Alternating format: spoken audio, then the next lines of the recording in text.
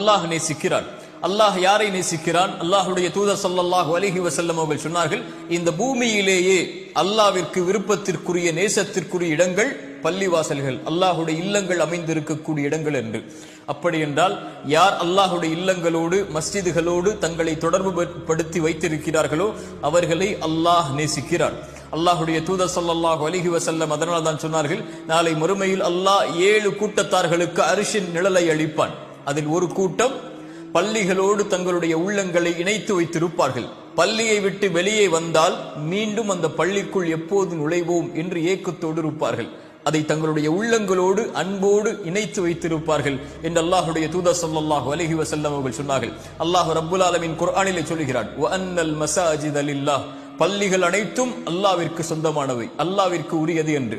அல்லாஹ்வுடைய தூதர் ஸல்லல்லாஹு அலைஹி வஸல்லம் அவர்கள் சொன்னார்கள், அல்லாஹ்வுடைய இல்லங்கள் ஒவ்வொரு இறையஞ்சக்கூடிய